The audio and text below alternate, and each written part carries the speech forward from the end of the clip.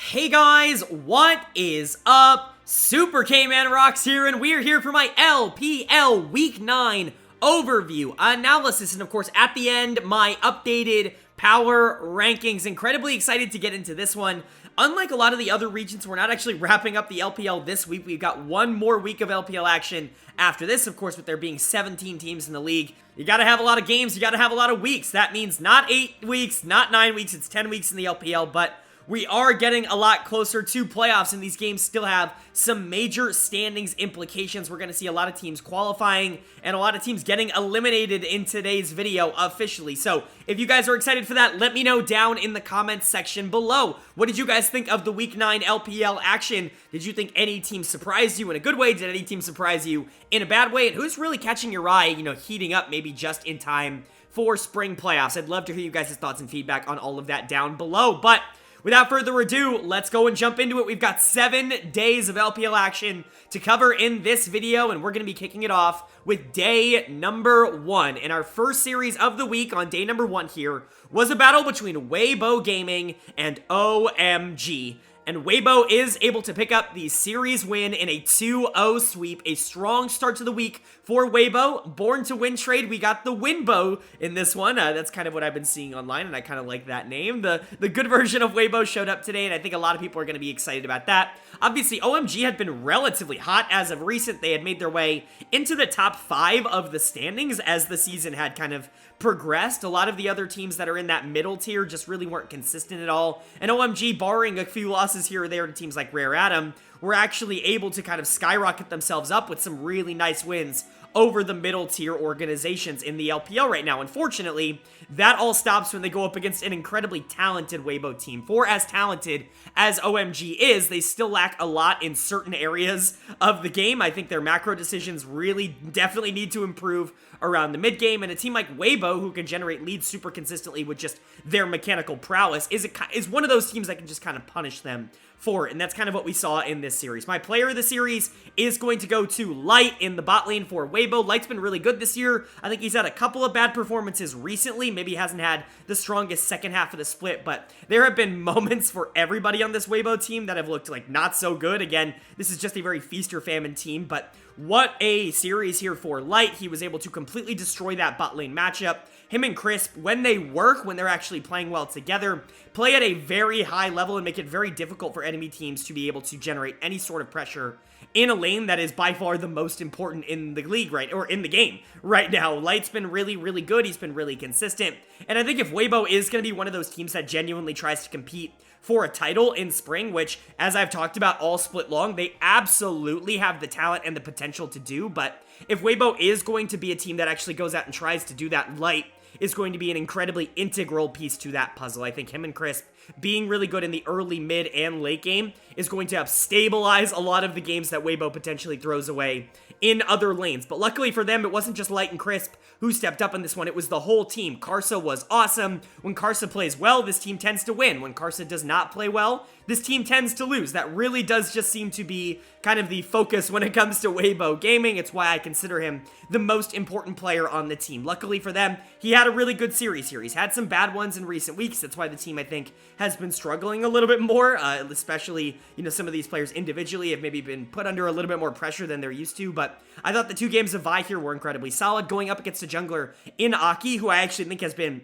shockingly good over the course of the year so far. Probably the best player on OMG, but he's obviously not the most consistent player in the entire universe. He's broken out a bit in this split, but Karsa should still be better, and he was in this series. The Shy made a lot of positive contributions. You're always going to be talking about the Shy whenever he is in the series, and I think that this was in a positive light. He had a really good one here against Shanji. Didn't really make a lot of the characteristic mistakes that he ends up making. This was a lot more of a controlled and a lot more just generally solid game coming out from the Shy.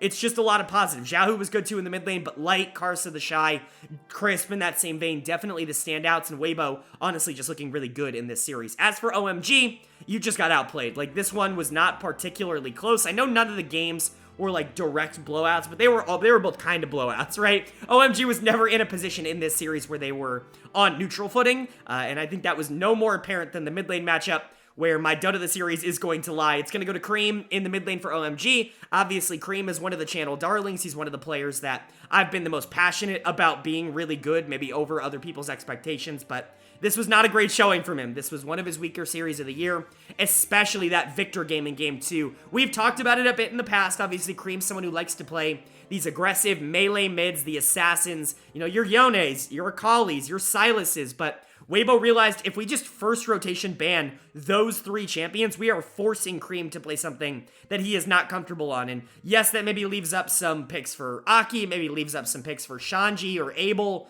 you know, that they might be a little bit more comfortable with, but taking Cream off of comfort seems to be a pretty strong way to just put OMG down, because they really do like to play through that jungle mid duo, and him on, like, Cream on the Victor just wasn't very good. If this team is going to be legit, if they're going to be anywhere near, like, the top 5 or 6, like they kind of are in the standings right now, Cream's gonna need to get significantly more consistent on champions that are not his core champions. He needs to I guess venture out, become a little bit more flexible, because right now it is becoming a little bit of a problem. He was not the only player who played bad in this series. Aki was not very good, got out jungled by Karsa. Abel was not very good. He just completely lost the bot lane to Light in both games, even in Varus and Tazeri, which is just, you can't lose that early. Like, you're not allowed to lose that early. OMG just kind of got outclassed in this one, and I think when you're looking at it from a general sense, it's really not all that surprising that this ended up happening. OMG is one of those teams that I've continuously put around the 8 spot in my power rankings, because that's where they are to me. They're a good team, they're a playoff caliber team, but not one that I think is genuinely going to be competing with some of the more talented teams in the entire region. And make no mistake about it, Weibo is one of the more talented teams in the entire region. I know the inconsistency has been there, I know they haven't necessarily played up to their standards all year long up to this point, but when this team does play right, we've seen what they're capable of doing, and this is just another example of what this team could be capable of if they just were able to contain it all. Moving on to our second series of day number 1 now, and it's another battle between 2 teams that are currently in the playoffs. 2 teams above 500 with slightly different trajectories, I will say. We had Bilibili Gaming taking on ThunderTalk Gaming, and BLG does pick up the 2-0 series win, just like Weibo did before them. And honestly, there are a lot of parallels that you could draw between that last series and this one. I think it's a very similar concept. You have a really talented team that maybe just hasn't lived up to expectations in terms of consistency over the course of the year so far, this time in BLG, versus a team that I would consider a little bit of an outsider when it comes to being in the upper echelons of LPL teams. Last game it was OMG, this time it's ThunderTalk, and unfortunately neither of the outsiders were able to make that dent. They were not able to make that impact. BLG is going to walk away with the win in this series. They played really well. Honestly, there really isn't a lot of negatives that I can associate with BLG, but when you're looking at the positives, you absolutely have to talk about the bot lane. What a series from Elk and On. These two have played so well together as a duo over the course of this year. I saw that BLG actually went out and signed Lumao.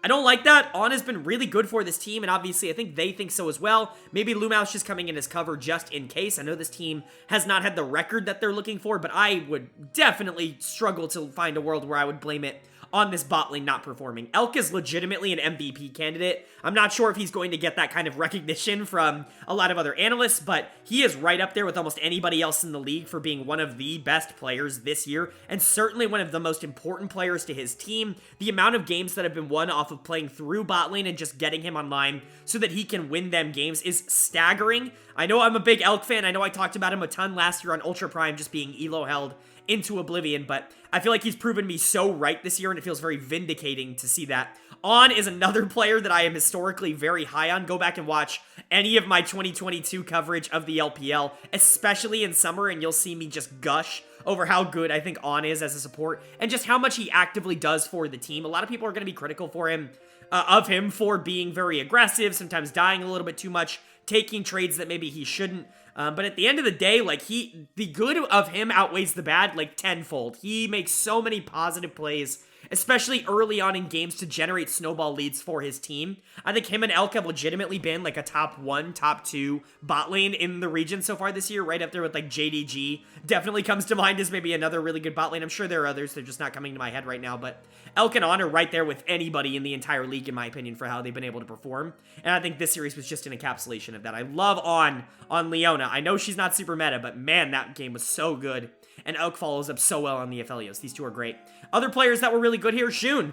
He gets his Kindred in game number 1. Obviously, that's pretty good. Not going to be allowed the Nidalee pretty much ever again, but, you know, giving them the Kindred, he's still really good at that champion, and that champion can take over games, and definitely it was a little bit of a jungle diff in this series. Bim, Yagao, also pretty solid. Yagao has been given a lot of shit over the course of the year so far, but he's actually probably been one of the more consistent members of this team over the second half of the year. The beginning half of the year was not good, but I would say the second half of the year has definitely been more positive than negative for a player like Yagao. I think BLG is starting to find its stride just a little bit. I'm still a little bit hesitant saying that they're going to be like a top 4, top 5 team like they probably should be on paper, but top 6, which is where I put them last week, feels entirely attainable at the very least for this team. And then ThunderTalk on the other side, definitely disappointing to see them just kind of lose this series hard. There really wasn't a lot of competitiveness here. Players that have been really good so far this year for them, like Yucal, like Beishwan, they just had no business playing well in this series. Yucal got completely run over in the mid lane matchup. He was entirely useless for ThunderTalk, and dud of the series for me is very easily going to go over to Beishwan. That Lee Sin game in game 2 was pretty brutal, just not a good look from him overall. I know people are going to talk about Xiao Huanggren when it comes to ThunderTalk, and every time Beishwan has a bad game, I personally would stick it out with Beishwan at the very least until the end of spring. You know, let the split finish up and then decide whether or not you want to go in a different direction. Beishwan has won you a lot of games this split, but he does have some of these moments that just aren't as good. He's definitely an LPL caliber jungler, especially compared to some of these other teams that just don't have a player nearly as good as him. But I'm just not sure if you're ever going to be like a top 5, top 6 team with Beishwan as your jungler. He's a little bit feast or famine. I like him as a player, but it's, you know, this is the performance that makes you question whether or not he's an actual asset to the team. I still think Huanfeng and Yao Yao have been solid in the bot lane. They're not a negative. Hoya's just whatever in the top lane. He's had some good games, but for the most part, he's just kind of a mid-tier LPL top laner. You're really relying so much on this jungle mid winning for this team to have any sort of relevance when it comes to, I would say, like, actively winning games, that when you do have a series like this where both of them get pretty outplayed and then the enemy bot lane gets super far ahead, it just feels entirely doomed. There is a reason why I've been hesitant to put ThunderTalk above number 9 in my power rankings at any point this year, and this is why. Because I do think that they are a solid team and that they can compete with teams that maybe aren't as talented, but they don't really have a backup plan. They have their one style. When it works, they win. When it doesn't, they lose, and that's just going to be this team. It means that there are going to be games, especially once we get into like the playoffs, that they could absolutely win over teams that are better than them. But if the enemy team goes in with a good game plan and they know what to look out for and they know what to play against, ThunderTalk doesn't really have a lot of secondary options, and I think we've seen that over the course of the year. And then for BLG on the other side, I just want them to get more consistent. Again, players like June have been so feast or famine for BLG over the course of the year. If you just let Elk and let On carry you, like that, they're good enough to be able to get you to top 5, top 4, somewhere in that zone. That's how they've been playing over the course of the year. Of course, it's very nice when you can have great performances coming out from the top side of the map, but the bot side of the map is so strong and is so positive for you that honestly, like, BLG might just be a contender based off of them alone.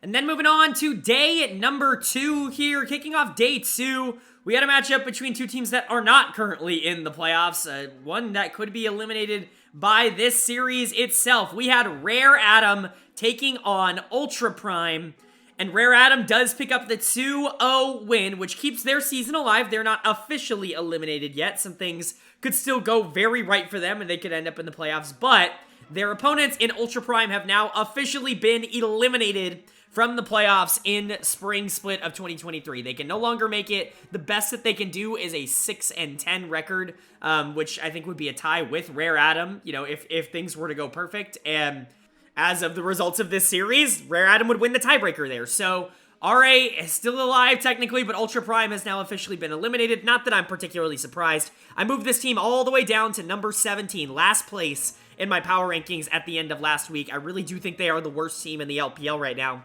And they kind of showed that one off, although there is a roster change to go over. Their mid laner Ching is out. He is gone.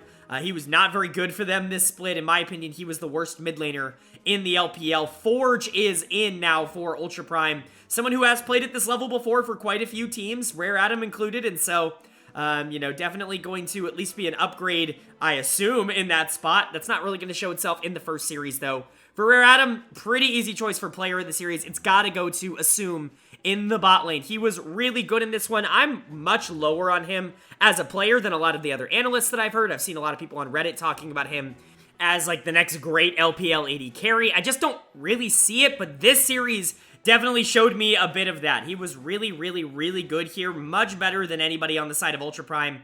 And that was really, really easy to make a note of. Xayah's one of those champions where if you're super far ahead and if you're the better bot laner, you can make her look ridiculously busted right now. Not only is she strong in the early game, she can kind of fight her way out of a lot of pickles, especially in this meta where it's a lot of late game AD carries that are going to be going up against her. Things like the Aphelios, she can definitely duel with them early, but it's not like her power at all falls off in the mid to late game. She's just a really strong pick in the meta right now, and you put her on a really good bot laner like Assume, and he's going to be able to take over. A really, really good series from him. Probably the best one that he has had all year, if I had to say. Like, I know Ultra Prime's not exactly the best opponent that they faced, but I really have not been impressed with what I've seen from Assume, except for this game, where it really felt like he was awesome. I thought he was really, really good in this one. Other players that were really good, Cube up in the top lane, and that was super needed. I was actually getting very critical of Cube over the last few weeks. You know, this is somebody who's been very solid in that top lane role for this Rare Atom team for many years now, and it felt like he was maybe having one of his worst splits so far this year, but to me, that completely turned around in this game. Not that the entire narrative's gone or anything like that, but this was a really good showing from him. Certainly not one to be ashamed of. I think Cube hopefully can play like more of like this the rest of the year rather than kind of the stretch that he had been on, I would say, up until this point, because this was a really good showing, even against another top laner that I don't think has been particularly explosive over the course of the year in Harry. Leon had a good series. He didn't have to be the one to win or lose them the game, so he was a lot more consistent with how he played. You know, he could kind of scale into the late game as the Viego. He could go up against, you know, one of the weaker junglers in the league right now in Ning and just kind of be able to control the pace of the game, allow his bot lane to do well, and allow his mid laner to just roam everywhere. Strive is really, really good. I know people aren't super high on Rare Atom in general, but if you're going to be high on somebody, it should probably be Strive here in the mid lane, who just had another solid series. 2 games of Gragas, and he was moving around the map. He was making sure the Viego was safe. He was making sure the Xayah had backup. These team fights were really, really dangerous to play into, especially in that game 2 with the Blitzcrank. It was just very difficult for Ultra Prime to navigate the mid game with the amount of pick pressure that RA had, and I think they executed on it well. They basically took their strength and they played to it about as well as anybody could, and so big ups to RA. This was a solid series from them. As for Ultra Prime, this team just isn't good. I've talked about it for a while. Doggo has had moments this year where he's looked solid, and I think Forge is alright as a mid laner, but it's his first series, and he hasn't really had a lot of time to practice with the team. I can't really expect him to be able to come in and just kind of dominate from moment one, but I think everybody else in this team has just not been good. You know, I was notoriously low on Ching in the mid lane. I thought he was the problem for Ultra Prime, or one of the problems. I don't think Harry has really shown me anything that's like groundbreaking. Like, he's fine, he's mechanically talented, but he's not going to carry this team to wins. And Baolan has been a massive issue for this team over the course of the year so far. He's going to get my dud of the series here. Nautilus, Thresh, I know that sometimes you can rack up some death totals, but man, you gotta have some decision making on when to go in and when to not go in, especially on something like Nautilus. If you go in and your team is not ready to follow up, you have no damage, you're just gonna die for absolutely nothing. And that's what Baolan did in this series. I really don't like how he has played over the course of the year. I think a lot of people were excited to see Ning and Baolan back into the LPL, obviously after taking last year off, but if this is their reintroduction, like, it's just not a very good sign. I don't think either has really stood out as being particularly good in 2023 so far. But when you're looking at the overall outlook, I would say, for Ultra Prime, you know, them being eliminated now, it's just about finding chemistry, seeing what you want to do going into summer. If you're not going to make playoffs, then summer really has to be your goal. You just need to make top 10, which I do think is achievable for any team, really, in the LPL. Nobody is lacking enough talent to be able to compete for top 10 if things were to go right. Doggo has obviously had a pretty good split. I think there are games where Harry looks good. I think those are the 2 players that I feel the most confident in. You're bringing Forge in here to the mid lane. I'm just not sure what I would do with the jungle and support positions. They do bring some veteran leadership, and obviously, we don't know what's going on behind the scenes. We don't know, you know, who's making the calls, what kind of macro leaders there are in-game, but Ning and Baolan just have not been the answer to me, and I think they have really held back the upside of what Ultra Prime is able to do. I don't think they would be a top 10 team without them, but it'll be interesting to see what direction this team might want to go in now that they are officially eliminated from playoffs. And then RA on the other side, you know, this team is all right. They've had some pretty big wins at times. They've beaten, I think, ThunderTalk. I know they've beaten OMG. Like, they've been able to beat up on some playoff teams if things have gone right, but the consistency has just not been able to be there for this team. Leon is a jungler. Again, another very feast or famine jungler here in the LPL. There are going to be some games where he's going to be able to win them for you very quickly. Some where he's just not, and luckily for them, you know, he kind of stayed out of the way this game, but Assume is solid enough where you can win some games. I think Strive is someone who you can genuinely play through. There is a lot of talent on this RA team, and technically they can still make playoffs, but I think if I was a betting man, I would certainly bet against that right now, especially with the form they were in before they took on what I consider to be the worst team in the league. Then moving on to our second series of day number 2 now, and it's a must-win for one of these teams in order to really feel good at all about the rest of their split. We had Ninjas in Pyjamas taking on Invictus Gaming, and IG needed this. They have been on a huge cold streak as of recent, and they're not able to get it. NIP actually picks up the upset win here with a 2-1 series win. Not good for IG. This is about as bad as it could possibly get. This team at one point was looking like a top, 6, 7-ish team in the LPL. There were people that maybe even ranked them higher than that in terms of the power rankings. I was always a little bit more passive about where I thought this team could go in general, but I finally made the plunge last week and put them outside of my top 10. They were my predicted team to end up not making the playoffs out of the cluster of what I would consider 11 playoff viable teams right now. And unfortunately, it looks like I'm right. It looks like that was a pretty good call, as the loss to Ninjas here is really, really, really, really bad. Their schedule is very difficult the rest of the year. This was really the last game that they had that was, super, I don't want to say winnable, but was certainly easier than the rest, and they weren't able to get it. But before we jump into Invictus, let's go ahead and talk about NIP and how they performed in this one.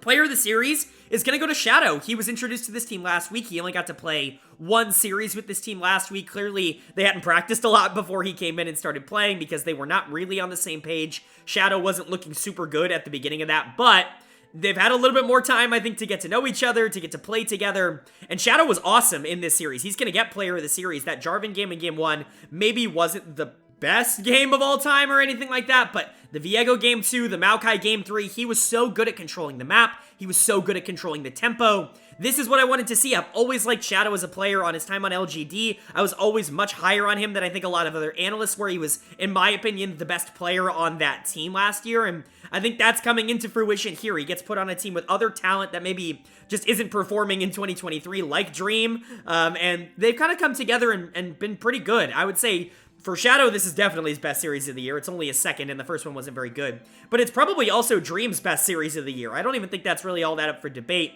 He has been ridiculously inconsistent across the year. He has been right down there for one of the worst mid laners in the entire LPL. He's been replaced. He's been brought back into the lineup because his replacement wasn't very good either, and it just seems like Dream has a little bit more upside, so maybe they want to roll with him, but it kind of worked out in this series. He was definitely the better mid laner out of these two teams. We'll talk about Dove in a bit, but he's not been very impressive, I would say, over the course of the year so far. But for Dream, getting him back on these more assassin type of champions that he was playing a lot of at the beginning of last year for Victory 5 is a good idea. It's definitely the direction that I think they should be going in. Akali in particular, something that he has looked so much better on than any of his other picks. The Akali is going to be huge for this team, but if Shadow can continue to grow, if he can continue to get better with the rest of his teammates, I mean, this could genuinely be a good team. Invincible was really good this series. I know there are still so many people out there that are shocked that this team went Invincible over Rich, but this is why. Invincible, when he wins a lot harder. Yes, he might be more inconsistent, but I think the upside of Invincible is so much higher than the upside that you get with Rich. And especially if this team is already losing, you might as well go with someone who at least gives you proverbial upside. He has had a lot of awesome moments this split, and he had another one in this game on Renekton, but for Invincible, it's always just going to be about how do we get a lot of those good moments and capture them and really just get the good parts and leave the bad at home. You don't want him turning into another version of the Shy, or You Should Know Me on the other side. We have plenty of those in the LPL already. If Invincible can become a more efficient, a more consistent version of that, that's going to be huge. But topside was honestly really good here, and that is a great thing to say for NIP, because Fodic and Juo have actually been pretty okay. I don't think that they've been superstars this year for NIP. I think that there are some really good bot laners on bad teams. Fodic is definitely one of them. He is a good bot laner. I don't think he's a superstar. I just think he's a very good player, and I think that he has been the best player on this team. I think Juo was a close second. Both of them have played well, but it's nice that they were able to take a back seat in this series, at least a little bit, compared to their jungle mid and their top laners who all had a really strong series. So honestly, for NIP, maybe the most positive and best takeaways that you could take from any series that they played so far in 2023, this was a good one for them. As for Invictus on the other side, Not good. Like I said, you could not afford to lose this series, and the inconsistency that this team has struggled with, especially in the last 3 to 4 weeks, really reared its head in this one. My dud of the series is going to go to Dove in the mid lane. It just doesn't feel like the jungle and mid are on the same page as anybody else right now. I still think On and Wink are performing relatively okay, although Wink, especially in that game number 2, was punished really hard for a lot of those engages.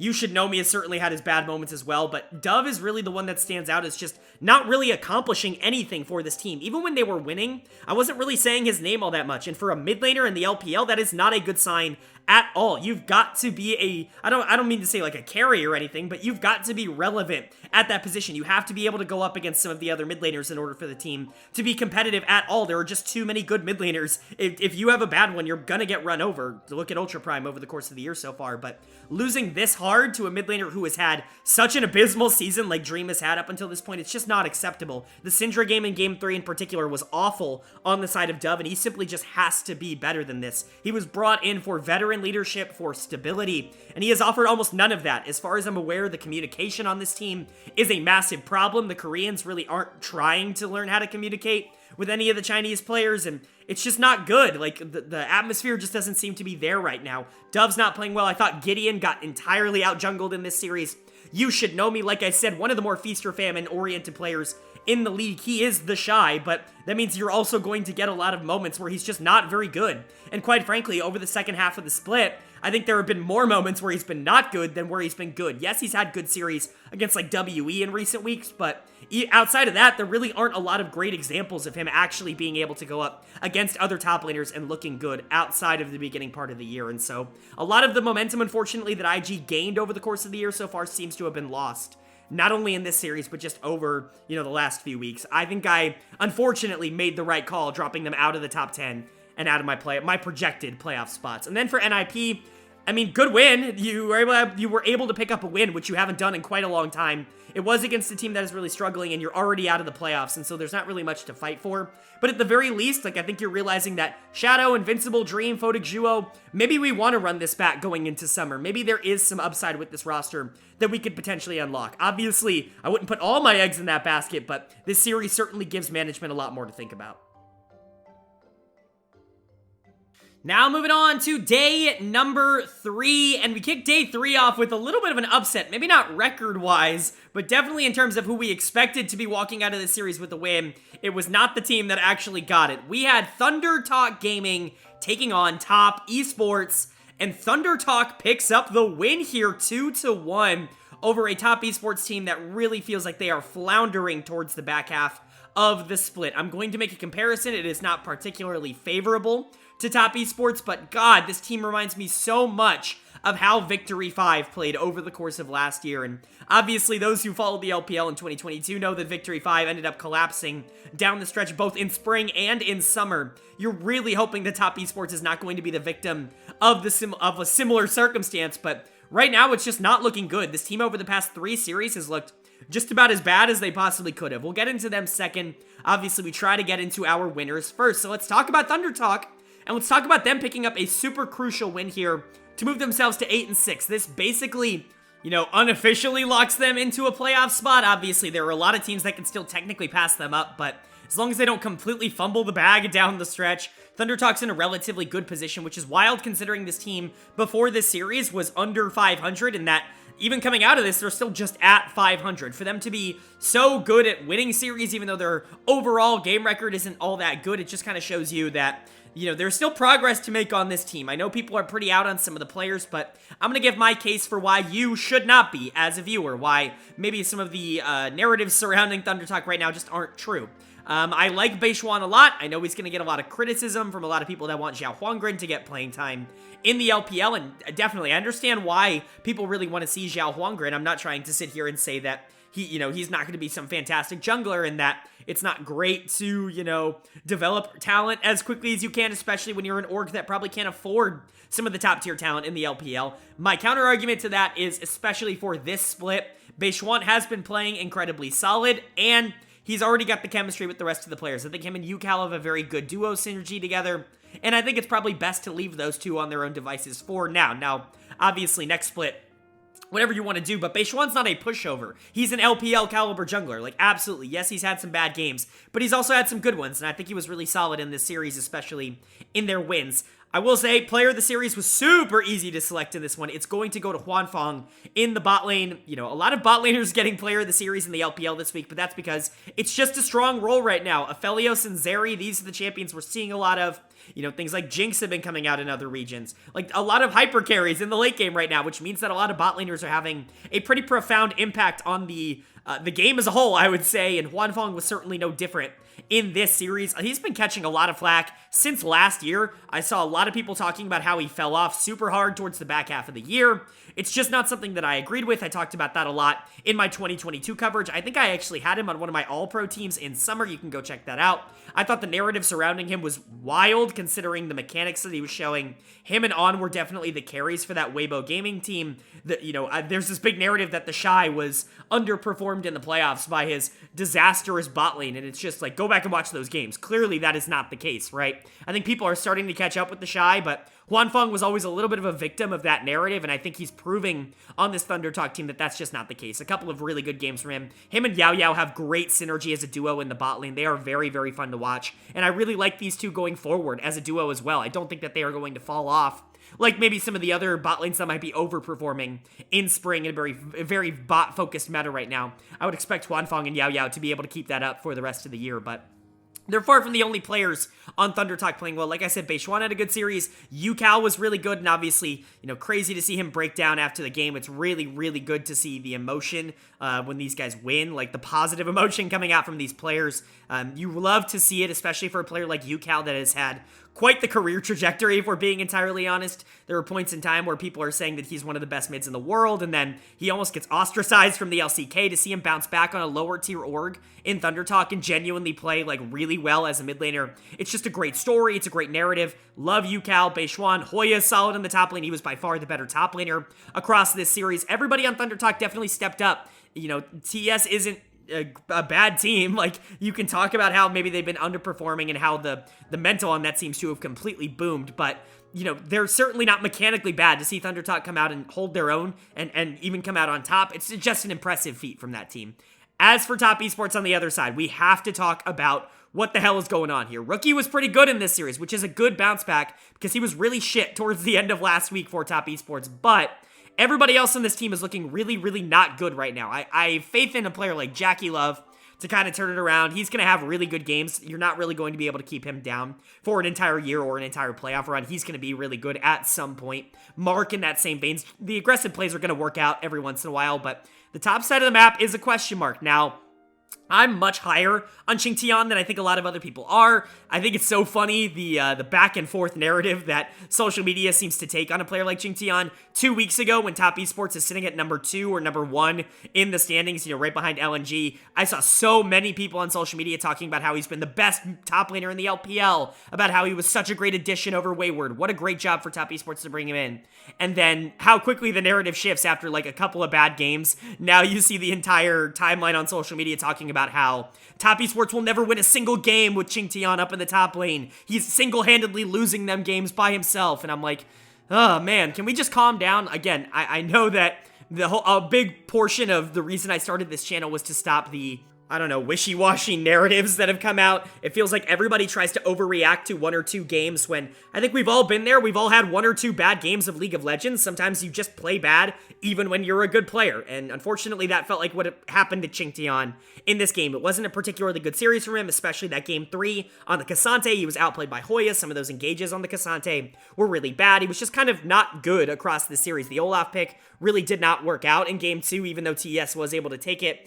Overall, I would say that he was probably the weakest member, but Tian certainly deserves his fair share of, credit for this loss as well. He's been really bad over the course of this cold stretch for this team. He's the main man that I think needs to step up in order for this team to reach their expectations. His final streak is absolutely on the line right now, and a lot of it is because of how he is playing. With Top Esports in the current state that they're in, I would be surprised if this team was a finals team. That's crazy to say, because just a couple of weeks ago, we were talking about them as one of the top 3-ish teams in the entire world. Right now, I'm not even sure I would consider them even close to the top 5, but I certainly wouldn't, put them in there like guaranteed or anything like that. Top 3 is completely out of the realm of possibility. The crazy decline that this team has gone on mentally in the last few weeks has been astounding, and I'm just worried that they're not going to be able to recover. As for ThunderTalk on the other side, hopefully this gives you the confidence that you need to be a mid-tier team. This is a team that absolutely could win a playoff series, get into the top 6, and maybe even surprise a team like BLG or RNG once you get to that stage.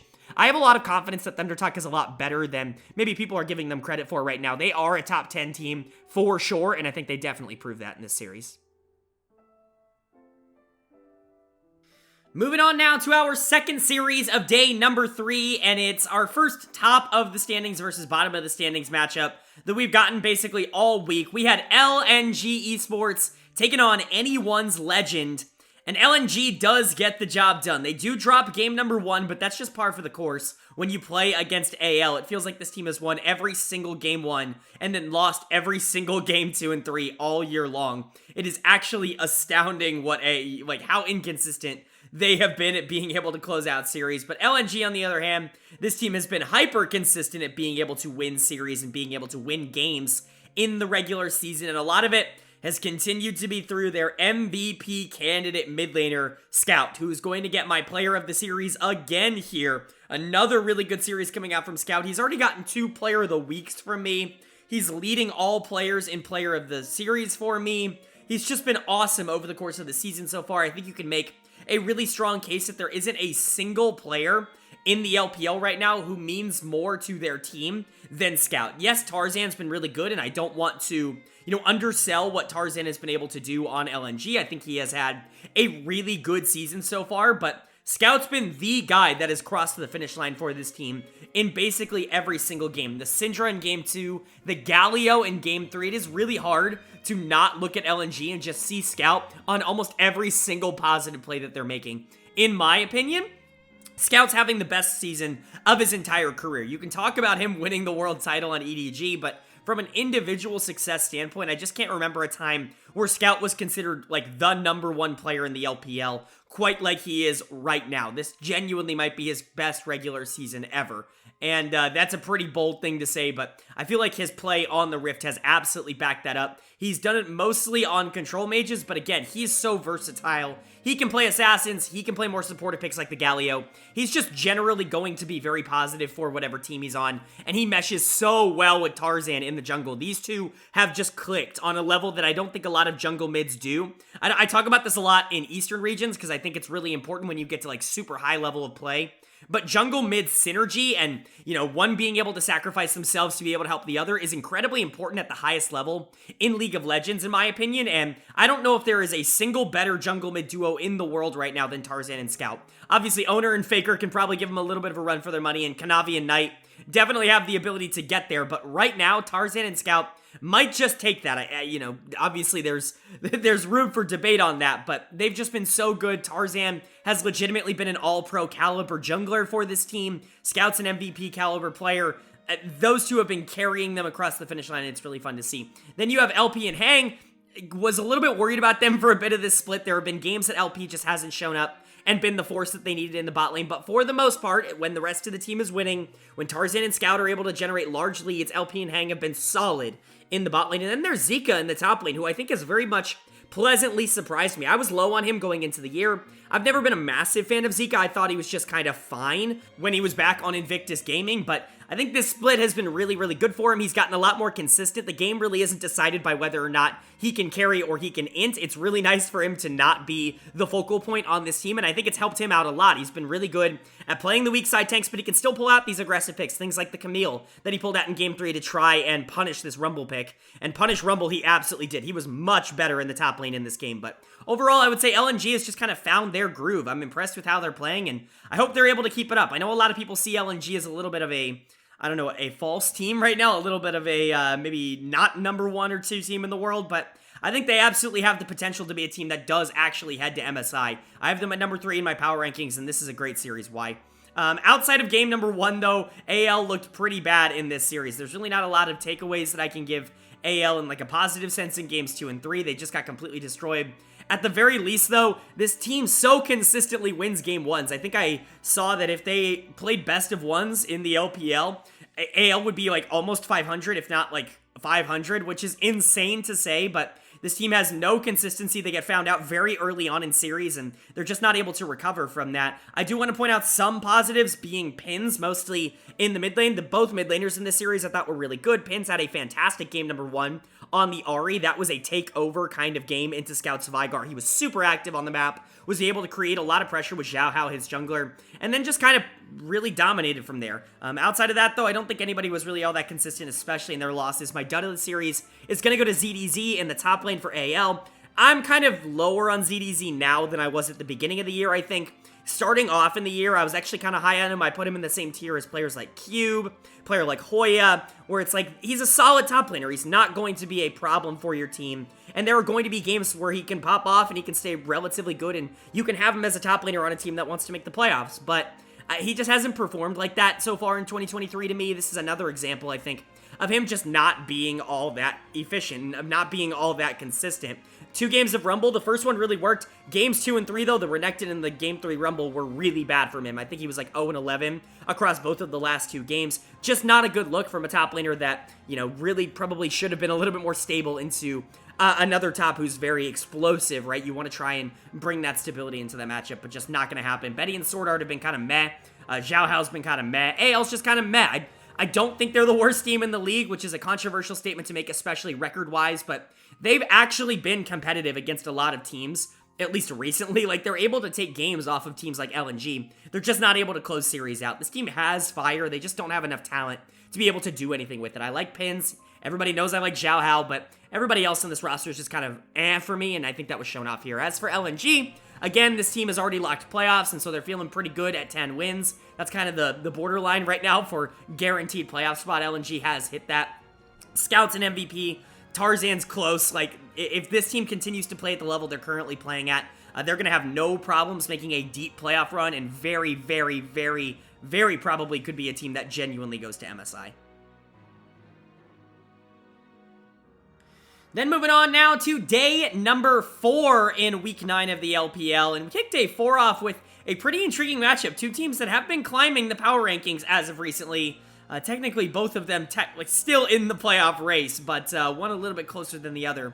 We had Team WE taking on LGD Gaming, and WE does pick up the very important 2-1 win here. I put them into my top 10 last week in the power rankings after their big win over Invictus Gaming. It felt right to put them above them. They had certainly been performing better as of recent weeks, and that feels justified again as they take down an LGD team that honestly has not been horrific over the past few weeks. I know that maybe we can look at them on paper and see a little bit of a hole in terms of talent, but you know, in terms of what they've actually been able to do in the last few weeks, Xiaoshu's been awesome in the top lane. I think Haichao's an underrated mid laner. Meteor's been playing better.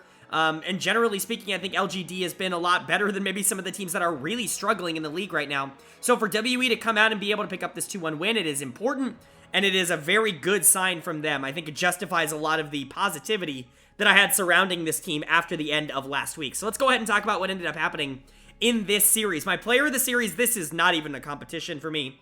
It's going to go to Hang in the jungle. Hang was awesome for WE here. We've been talking about him all year when it comes to WE because he has such a big factor in whether or not this team actually can win or not. He is a huge part of what this team has been doing.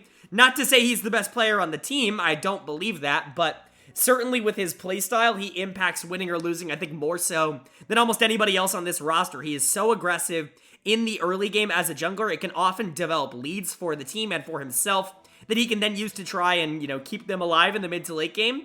But sometimes he just throws away those leads. He's a very good early game jungler that doesn't really have any idea of how to translate in the mid game. That's where you bring in players like Hope and Awandi and Shanks, players that know what to do once they are able to generate leads at this level. I think that it's a good process, and it's a way that WE has been able to win. I think the bot lane's playing a lot better, but Hang generating those early leads really at the end of the day is the big difference maker for WE as opposed to a team like Invictus Gaming, who's just not getting the same kind of production out of their jungle position. I like Hang. I'm not exactly sure he's like a long-term answer in the jungle spot unless he improves his consistency considerably, but you know, for what this team is right now, I do think that he is a net positive for them, and I think that definitely showed off in this series. Hope and Awandi were also phenomenal. Hope in particular, his positioning is just really, really good. The enemy team, LGD, in game number 1 that they were able to win, focused so hard on keeping Hope out of the game because that Zeri was so strong. And unfortunately, the rest of WE could not pick up the slack, but in games 2 and 3, he had teammates around him that were actually playing the game well, and so he got a chance to show off. You can see that in the kill totals. Hope's just been really, really good over the last few weeks. He has honestly gotten a lot better. I would argue that this is the best Hope has ever looked as a player in the LPL. I know some people are going to be like, that's insane. The dude went to semifinals of Worlds last year. But you have to remember, he was not getting resources. He was not the carry of that team. He wasn't having performances where he'd go out and pick up 21 kills in a series. It just wasn't who he was last year. It's good to know that that is at least in his bag, that he can pull that out when he needs to. Awandi was really good. I think Shanks, he's good. I really like Shanks. He's probably my favorite player on the team in terms of, like, him versus Hope. You know, you want to pick which one's better. They're about relatively the same level. Shanks has certainly been more consistent over the course of the year. Maybe he hasn't had the same highs, but I do like Shanks a lot as a player. That Vygar game was not pretty. There were multiple times where he got caught out where he really had no business to, but it's all right. He ends up surviving, and, you know, he's useful in the late game anyways. And then Bubu in the top lane, just meatball tanks, turn your brain off. That's where he's at his best when he doesn't actually have to play the game all that much. He can just play Scion, scale into the late game, and be useful for the team. I think WE has found a formula that they kind of like. I think as long as they win in the early game, as long as Hang can be relatively consistent, this team is going to be able to win games, and they probably should be able to secure that playoff spot, that final playoff spot over Invictus. And then for LGD on the other side, it's still a positive season. Again, like, I'm not going to sit here and try and pretend like, oh, what an upsetting loss. I expected this team to be bottom of the barrel going into the year, and they absolutely have not been. However, you would have liked to have seen them be able to take up this series. They were really good in game number 1. I thought bot lane in particular was actually doing a really good job of staying on the Zeri and keeping her from being super active. I think Xiaoshu has shown a lot of good things, obviously, in recent weeks this series as well, playing 3 games of Gwen into that Scion. That's, you know, something that can actually kill Scion in given the right circumstances. And then I thought Haichao wasn't really making any mistakes. Unfortunately, not a lot of that translated in games 2 and 3. I think, you know, Jin Zhao and LPC, who were really good in game 1, just did not have the same kind of pressure in the final 2 games of the series.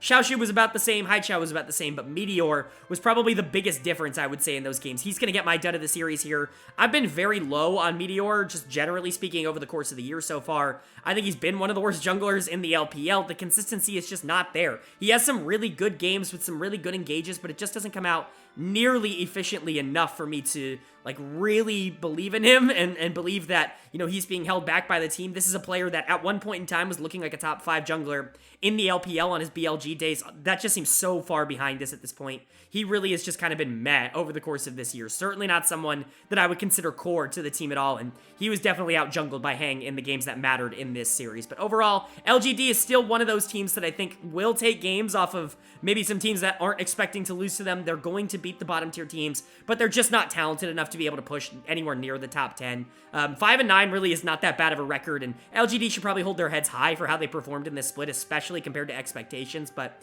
it's just not going to be enough to actually break into anywhere near the top 10 or 11 teams. Then for WE, you just got to hang on. Your schedule does get easier from here on out, and so as long as you're able to clean it up, as long as you're able to finish out strong, you should be making the playoffs, just barely squeaking into the playoffs, and obviously that is a win. There were a lot of good teams in the LPL this year, a lot of teams that were vying for some of those spots. WE is definitely going to be one of those teams that definitely wants to make it, but, you know, they haven't crossed the finish line yet. They still have a lot of work to do, but they put themselves in a great position to get that work done. Then moving on to our second series of day number 4, and it's another interesting one. A bottom team, but a team that really is fighting for its playoff life, and at the very least, its playoff seeding here, as we saw Royal Never Give Up taking on Ultra Prime, and RNG does get the job done. 2 very dominant games over Ultra Prime. This is what we want to see. I feel like RNG is just one of those teams that I really have not been able to get a hold of over the course of the season so far. There are moments like this where, yes, they're facing a really bad team, but they look super cohesive. They look like they have a good idea of how they want to play the game, and their main carries are popping off. Players like Angel, Gala, Bree, they're having really good series, with Wei and Ming doing a great job facilitating the rest of the team, but they have just as many games on the radar where they're just not this, right? They feel lost. They don't really have an idea of where they want to put their resources it's good to see something like this, but it's worth noting that we've seen this from RNG already a couple of times this year, even against some relatively good teams. And so I don't really know how much stock to put into this game or this series, but at the very least, they were able to pick up a massive win here to keep their record in a much better spot. Remember, it's not just Invictus and WE that are fighting for that final playoff spot. RNG is right there with them. If they do not, perform for the last couple of games of the season, they could be on the outside looking in, which would be absolutely disastrous, as we all know. So let's go ahead and talk about what ended up happening in this series. Player of the series for me was actually kind of a difficult choice. It felt like there were a lot of really good options in this one, but I ended up with Gala in the bot lane. I'm very big on Gala. It's not really a shock. I have said in the past, I think he is the player that I am the most, on point with the community with. Usually I'm either higher or lower on a player than most of the community, but with Gala, I feel like I'm right in line with everybody, where it's like, yeah, dude's like a top 5 ADC in the world. Maybe he's not number 1 or 2, but he's still really good, right? He's gonna be able to push your team forward in almost any sort of situation, and he's been able to do that a lot for RNG this year. Now, I'm hearing a lot of people talk about, oh, is Gala an MVP candidate, or is Gala, is this his best split ever? I think that's a little bit too far. I think there have certainly been games where he's been a little bit caught out trying to do too much. But for the most part, I'm not worried about him. He's the same player that I know he is. And when this team does get into playoffs, if they get into playoffs, Gala's going to be great, and he's going to beat Gala. I'm not worried about whether or not he's going to be able to perform, is this a flash in the pan? No, it's not. He's a really good player. So I'm fine with him. Ming was really good this series, but the other people that I was considering, namely Angel in the mid lane, who had one of his better series of the year so far. When this team wins, he does look good, but he's one of those players, and he was like this on Weibo as well, where when the team is losing, he just doesn't really do a lot to make you feel like he's actually helping the game. He's really good with pressure, and he's really bad without pressure. So luckily for RNG, they had pressure in this series. The anti-game in Game 2 is really what you're looking at for a great game coming out from Angel, but Angel and Gala were both good. Breathe with that game number 1. Just the cheese that you can pull off on Sion. We've seen it in the LEC. We've now seen it in the LPL, the crazy level 1s that you can do on that champion. I think Breathe gets a really bad rap for almost no reason. There are so many people out there that I hear that are Breathe is not even a top 3 or 4 or 5 top laner in the LPL, and I'm just who are you putting above him? Name the people that you think are more talented than Breathe in the top lane. I understand that he hasn't had the best of splits, but he's gotten so much better over the course of the year. I think they found a better strategy of playing away from him. I think Angel wants those resources a tad bit more, and obviously you want to play towards Gala and Ming, so Breathe taking a weak side role I think has helped this team a lot, and I generally think he's just ridiculously solid on the top side on champions like Sion. I'm not really a part of the vocal minority is probably how I would put it, of people who think that Breathe is holding RNG back. I certainly don't agree with that. He's a really solid player, and I think RNG has never struggled for talent. They've just struggled for being able to put it together. In this series, it felt like they got there, but again, the inconsistency that this team has shown over the year so far is just staggering. As for Ultra Prime on the other side, they're just not very good.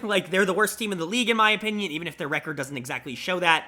Although I will say their game record's not very good. 8 wins? That's really, really bad. That's less than anyone's legend, who is the bottom of the standings. So something to keep in mind there, but they certainly are playing like the worst team in the league, especially in recent weeks. Again, I'm not going to put a lot of it on Forge. He's brand new here. He's still trying to learn the dynamics with the team. He's trying to get back into LPL form. I'm not going to blame him too much for this. Who I am going to blame is the 2 veterans on this roster that I have been blaming all year, Ning and Baolan, who are just not good. There really is no other way to put it. They've been playing at such a low level in pretty much every single series that they have played that it's almost staggering at this point. Ning is going to get another dud of the series for me. He's gotten a lot of these this year for Ultra Prime. Baolan's also gotten quite a few, but that Vi game in Game 1 was miserable. Xin Zhao in this meta in Game 2, I get the idea of it. Again, Xin Zhao is somebody who can trade early, someone who can fight, but you're just not going to get nearly the same kind of impact out of Xin as you are out of Lee Sin, who's on the other side, right? You're automatically putting yourself at a disadvantage here. And Ning certainly isn't the kind of player that can come back and play that in a more neutral sense. And so Ning just had a really bad series. He's had a really bad year. I don't really know what else to say. He's running it down. He's just way too aggro on champions that, yes, they do need to get ahead early, but if you get behind, if you go for these aggro plays and they do not work, you're completely doomed. The game is over. And so unfortunate for Ultra Prime, unfortunate for Ning. Baolan was also bad, especially on that Lulu in Game 2. It just felt like he was not doing any sort of peeling for Doggo, who I think, generally speaking, has easily been the best player on this Ultra Prime team, but Baolan has genuinely maybe been the worst support in the entire region, so not a lot of good things to say there. I've talked about Harry. Some people are high on him and his mechanics. I can see the mechanics are there, but he just really hasn't been able to put together like a ridiculous amount up until this point. Like there's really never been a game where I've been like, oh, Harry, he looked awesome here. He's kind of just been fine and he's had good mechanics in lane, but you got to be able to translate that into something more, even when your team isn't doing all that well. We've seen top laners like Xiao Shu be able to do that on LGD. I just don't think Harry is on that level in terms of prospect status, but I can understand why people are at least kind of interested in him. I would say overall, Ultra Prime just doesn't really have a lot of good things going for them. That's why they come in dead last in my power rankings, is like I said earlier, I just don't believe in a lot of the talent on this team. Yes, there are players that can win games, but I'm just not going to expect them to be able to win games, especially with the form that they've been in recently. As for RNG on the other side, they're, I mean, okay, like, again, I want to say that they're good. I want to put them somewhere like 5, 6, like, in my power rankings. I just don't have the confidence to because this team seems to always underperform when they actually face any modicum of resistance. Hopefully they prove me wrong once we get into the playoffs, if they do end up making the playoffs, obviously. Because this team is ridiculously talented, and I think Gala and Ming are playing well, but it's the rest of the roster that needs to show that they can perform every single game, day in and day out, and not just on the matchups where they're going up against a team like Ultra Prime. Now moving on to day number 5. We kick day 5 off, a battle of two teams that are eliminated from the playoffs. Not really a lot on the line here, but it is fun to watch these teams go head-to-head nonetheless. We had Anyone's Legend taking on FunPlus Phoenix, and AL picks up the 2-0 series win. I've been telling you guys, AL's not nearly as bad as people think they are. They have gotten a lot better over the course of the year.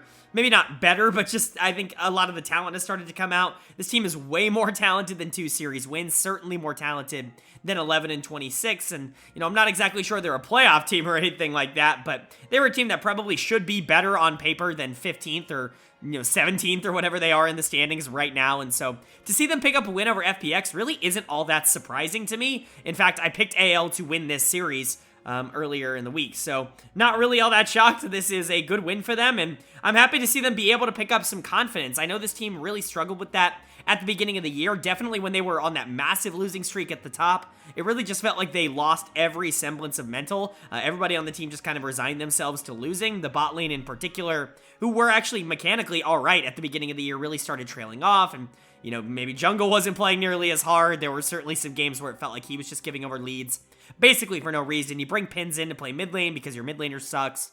Pins is alright, he upgrades the team a bit, but you just need some confidence. You go up against a team like FPX, they're definitely a team that is going to be giving you some confidence when you face them, and they did in this game. So let's talk about AL in particular. My player of the series was actually a little bit up in the air here, but I'm going to go ahead and give it to Betty in the bot lane for the Deathless series that he did go under here. He didn't die in either game on the Aphelios. That's always a good sign. It can sometimes be difficult to be proactive as an Aphelios in a game where you're going into something like a Vigar in game 1, or even like a Tom Kench in game 2, where they're just going to be able to kind of neutralize a lot of the aggression that you want to go for in the early to mid game. But that's what Rakan is for, and that's what Vex is for, and Vi can help out a lot with that. Even Ari can help out a lot with that. There are definitely champions on the team that can kind of accelerate the pace of the game here for AL, and I definitely think that was a positive for them overall. Betty was really good, though, mechanically speaking. I've always been, relatively a fan of Betty. I don't think that he's a superstar. I don't think that he's someone that any top team could be able to pick up and just kind of plug in on the roster. I think we saw that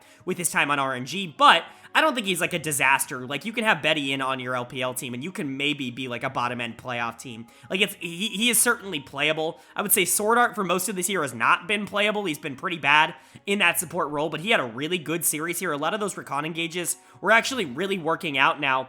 A lot of that is FPX just not respecting the engage tools that AL had on their side at basically any time, but at the very least, you still have to pull the trigger on those, and so good for Sword Art, good for Betty. I thought the bot lane was really good here. The other player that you gotta shout out is Xiaohao in the jungle. Anyone who's followed the channel for a long amount of time knows I'm massively huge on Xiaohao. I think he's completely wasted on this Anyone's Legend organization. He is way too good to be on a team that is this bad, in my opinion, and it feels like he mentally checked out midway through the split, and I don't really blame him. Sometimes that just happens, but I do think that he has the potential to be an upper tier LPL jungler. I think if he was in the right organization with the right players around him, he could definitely make some noise in the LPL. And you know, this game kind of shows a little bit of that. Again, going into Hacker, it's not really the best test, right?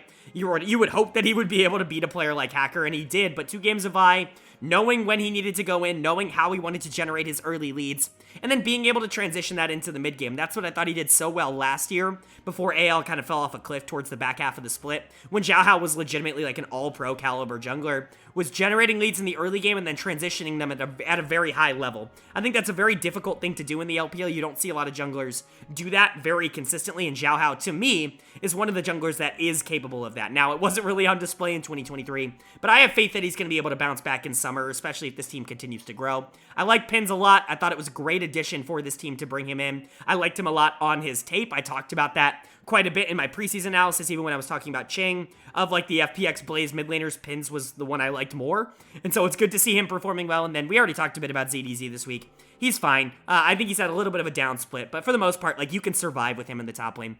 Overall, AL is fine. They're a good team trapped in a bad team's mental, and that's just kind of what they've been over the course of the year. I'm not sure, like, they're not a top 10 team talent-wise, but they are, like, a top, 12, 13 team talent-wise. I would say they're more talented than a team like LGD. They just haven't really been able to perform up to that level yet. I think maybe when we get into summer, some things could change, but unlucky spring for them for sure. As for FPX on the other side, people are really into some of the players on this team, and I'm just not. This is where my personal opinion, I think, divulges a bit from a lot of the community, because my dud of the series for, like, the 3rd or 4th time this year is going to go to LWX in the bot lane. I still, like, to this day, see so many people in the comment sections of these games talking about how LWX is elo held and about how he should be on a better team and he doesn't deserve FPX. Bro, he's the one that's causing them to be bad. I'm not saying he's alone. Hacker has been not good. Fearness really isn't anything in the top lane, and Care, for as talented as he is not consistent in the slightest, but to pretend like LWX has not been a bottom 4, like, bot laner in the league this year, I just think is disingenuous to the kind of play that he's been putting out. I'm an LWX defender. Go back to 2022, especially spring. I was so high on the bot lane of FPX because I really thought that this was a generally average team that was being carried by their bot lane. And you've seen me talk about other bot laners on this channel that I think, maybe don't have a team around them, like Doggo. Like, I think Doggo's better than LWX this year, and I don't think it's really all that close, even if I think FPX is more like a better team overall. I don't know, I haven't seen it in him. It feels like he's mentally checked out. Again, it might just be the case of him being on a bad team so he doesn't care, but it's a lot of positioning mistakes, a lot of things that are fixable that he's just not fixing, and it worries me, because this is the kind of downward trajectory that I think a lot of other players in the LPL have had in recent years that have shown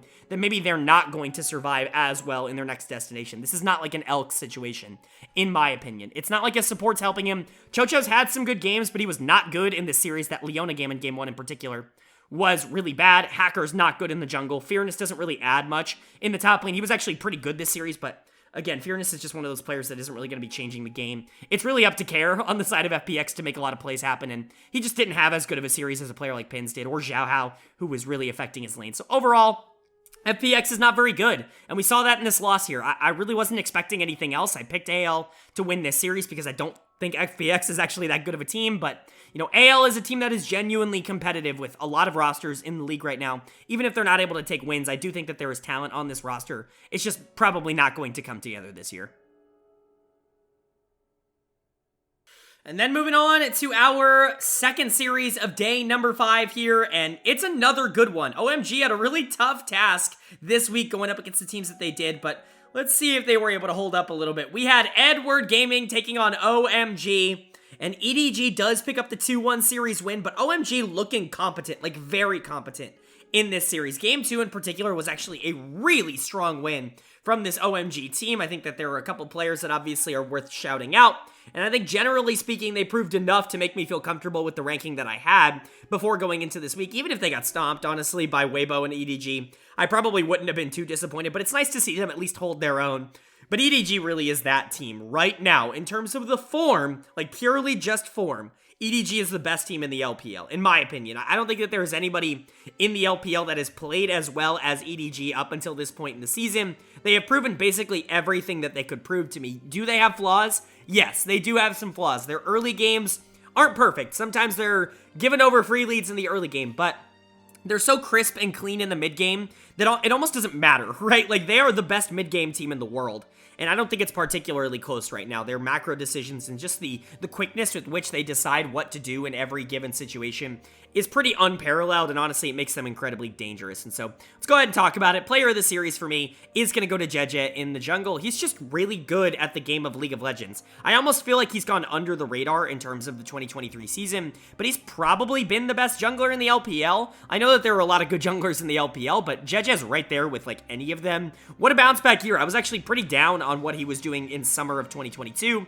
When he was replaced last year, I was honestly, yeah, it kind of makes sense, and he kind of deserved it, but he came back in for playoffs, and he looked a lot better, and obviously that's a very good sign, and it's good to see him get his confidence back, but really, I think the big changing point for Jeje was the mid lane situation. Not to say that him and Scout didn't have chemistry, because obviously they had chemistry. You don't win a world title if the team doesn't play well together, but him and Fofo just are constantly in sync, and I'm saying the same thing about Scout now on LNG. It's pretty insane how both of them feel like they've upgraded, but Jeje and Fofo are just great as a duo. They're always working together. Fofo, one of those mid laners that loves resources but isn't afraid to take a back seat at times. But Jeje, generally speaking, is more of a supportive jungler, someone who's going to want to try and facilitate the rest of his team. I think those two work together in a particularly great way. And, you know, obviously you're adding into the fact that it's surrounded by really solid, not role players, but really solid players in their own right. Ale is awesome in the top lane. Leave and Mako are one of the most consistent bot lanes in the entire LPL. EDG, basically from top to bottom, is just great, and Jeje, I think, is the biggest recipient of that. Yes, his game 2 wasn't perfect. That Wukong game was not particularly good. Aki actually was phenomenal in game 2, which we will get to, but, you know, I think games 1 and 3 more than make up for the fact of what game 2 was, and it's definitely enough to get him player of the series. Elsewhere, I think Leave is definitely someone you gotta shout out here. He's just really good at League of Legends. Like, his positioning is absolutely absurd for how little time he's played at this level. You know, we expected that going into the year, but Mako is, like, ridiculous. Like, the amount of ADCs that just come in and out of EDG and are consistently fantastic. Like, I'm not saying that Mako is just making all of them good, but he's certainly making them all better. Like, he is a very good support, one that I think any team in the world would like to have, and I think he's made a really solid case to probably be the second best support in the entire world right now, maybe only behind Keria. Leave and Mako are really good. Fofo's on, MVP pace. Maybe he won't win it. I don't think he's necessarily as in the conversation as someone like Scout or like Ruler, is, but I definitely think that Fofo is, like, around the zone, which comparatively to his 2022 is a huge upgrade. And Ole's been awesome. Maybe the best top laner in the entire region, especially with that group being as weak as it has been in 2023. There is a reason that this team is 12-2, and it's because everybody on the team is performing. There is not a weak link at all right now. As for OMG on the other side, they're good. I mean, honestly, like, this series gave me more confidence than it gave me problems. Like, yes, they have problems in the side lanes later in games. They don't really know how to adapt to crazy 1-3-1 pressure. I can live with that, right? Like, you're talented enough in team fights where you can probably force some things, especially if you have gold leads. And honestly, generally, like, these players are smart enough to be able to not get burned by that in major playoff series. Well, the bot lane didn't necessarily hold up. They were kind of weak the entire series, especially in the losses. Well, that's okay. Honestly, they're not supposed to be the strength of this team. I think PP God is serviceable enough as an in-lane, facilitator, but he's really good in the mid game. I mean, that's really where he shines, and while this team hasn't exactly had perfect macro the entire season, I certainly don't think they're the bottom of the barrel or anything in that.